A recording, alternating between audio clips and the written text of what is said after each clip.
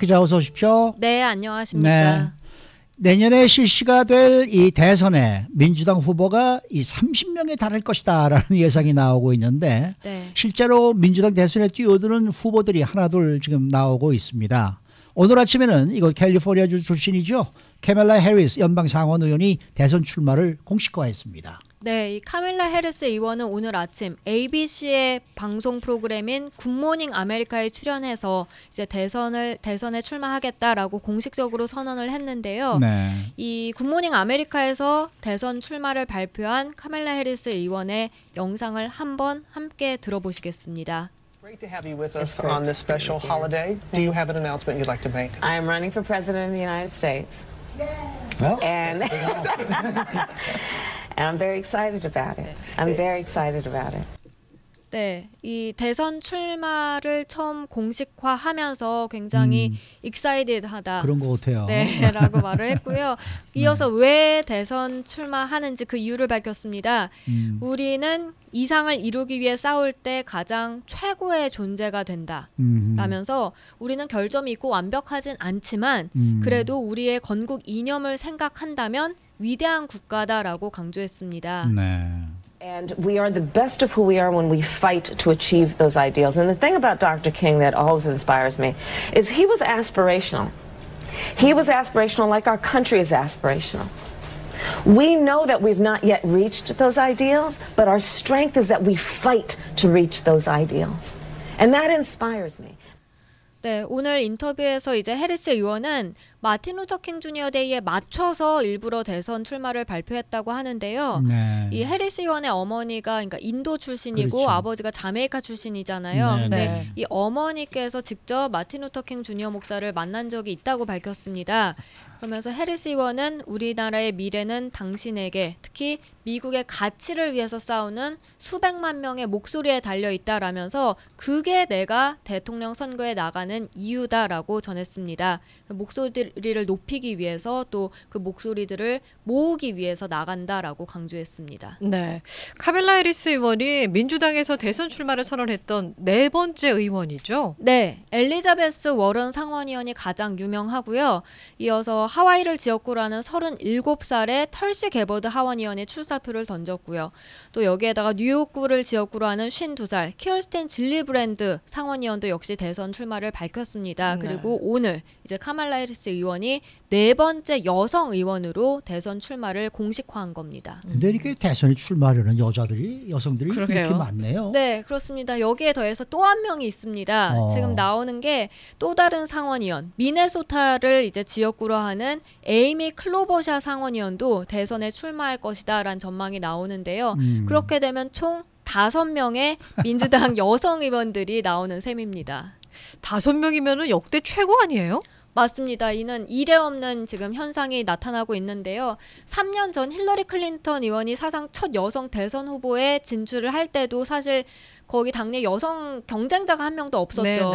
근데 전국적 인지도를 갖춘 여성이 최소 5명 뛰어드는 셈인데 이것은 가장 많은 여성들이 경쟁을 벌이는 겁니다. 네, 이번에 나오는 여성 주자들은 보면은 좀 이력도 화려해요. 그리고 또 뭐랄까 이 대중 인지도 이것도 상당히 높은 분들인 것 같아요. 그렇죠. 엘리자베스 워런 의원은 뭐 말할 나위도 워낙에 없고요. 그런 다들 엄청난 이력으로 이목을 받고 있는데요. 특히 이들의 공통점이 하나 있습니다. 바로 반 트럼프 연대의 최전선이라는 점입니다. 맞습니다. 한 명씩 좀 살펴보면요. 일단 엘리자베스 워런 의원은 하버드대 교수 출신으로 진보 경제 또 사회 정책의 대명사고요.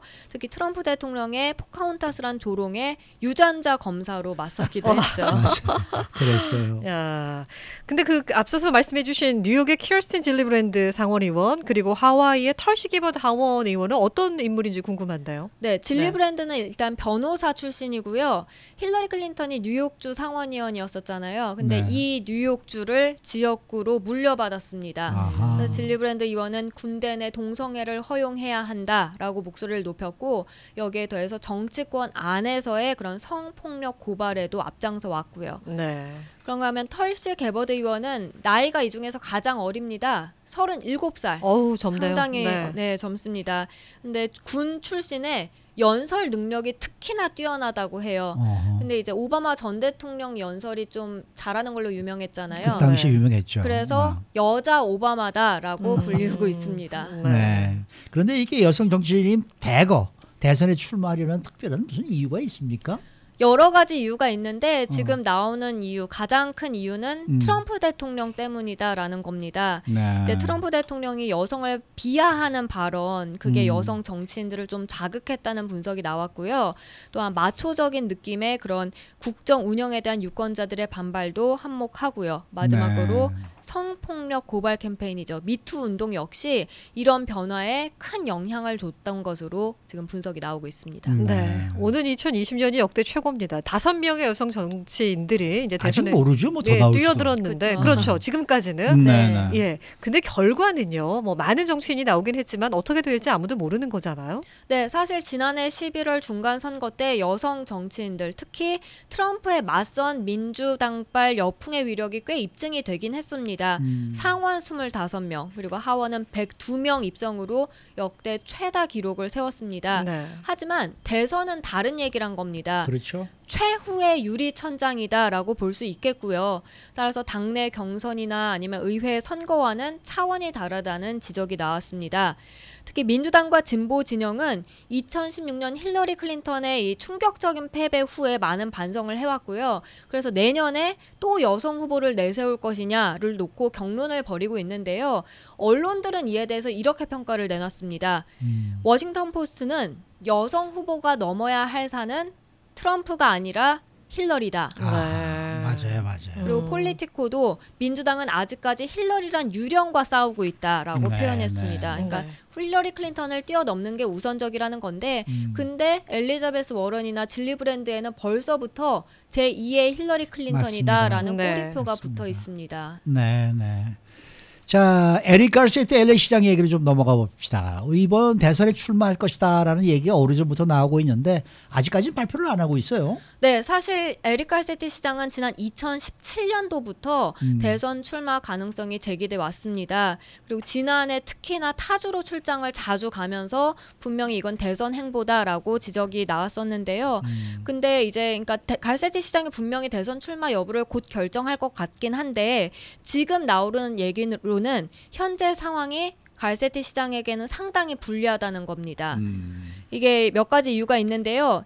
이미 나온 기존 문제들로는 LA에서 가장 심각한 또 주민들이 피부로 좀 느낄 수 있는 문제, 노숙자 증가, 또 교통난 등을 해결하지 못하고 있다라는 점이고요. 네. 여기에 더해서 이 시간에 전해드린 바 있는데 최근 LA시 공무원의 이 부패, 부정부패 수사가 이루어지면서 맞아요. 분명히 이 갈세티 시장에게 직접적으로 영향을 미칠 것이라는 부분입니다. 네. 여기에 한 가지 요소가 더 생겨났는데 그게 바로 이 LA 통합교육부 교사 노조들의 파업입니다. 네. 근데 어찌 보면 LA 교사 노조의 파업 같은 경우에는요. 그 LA 가세티 LA 시장하고는 직접적인 연관이 없다 이렇게 봐도 되는 거 아니겠습니까? 네, 사실 무관하다라고 보면 무관할 수 있겠는데요. 왜냐하면 LA 시장이 통합교육과 직접 연관이 돼 있지 않고 관여를 하지 않기 때문입니다. 근데 지금 보면 사실 이 교육부와 교사 노조 협상을 LA 시장실에서 주도를 하고 있거든요. 네. 그게 뭐 여기에 설명을 덧붙이는 게 시장실이 직접적으로 상관 있는 사안은 아니다. 항상 그런 설명이 나와요. 근데 그러면서도 왜 자꾸 관여를 하느냐? 물론 교사 파업이 빨리 끝나야 학생들이 이제 학교로 돌아가서 수업을 진행하겠지만요. 네. 숨은 이유로는 교사 노조 파업이 갈세티 시장 대선 행보에 발목을 붙잡고 있기 때문입니다. 네. 그래서 지금 말씀드린 이슈들은 LA를 비롯한 캘리포니아주 유권자들은 물론이고요. 전국적인 지지도를 끌어올리는데도 분명히 힘들게 할 것이란 전망이 나왔습니다. 근데 에릭 가르세티 시장은 대통령 감까지 될 수 있는 분이라고 많은 사람들이 생각하고 있을까요? 아니요, 많이 약하다고 평가하죠. 네, 아직은 약한 사람이 아닐까 이런 생각이 듭니다. 네. 수고 많으셨습니다. 네, 감사합니다. 네, 박현경 기자였습니다.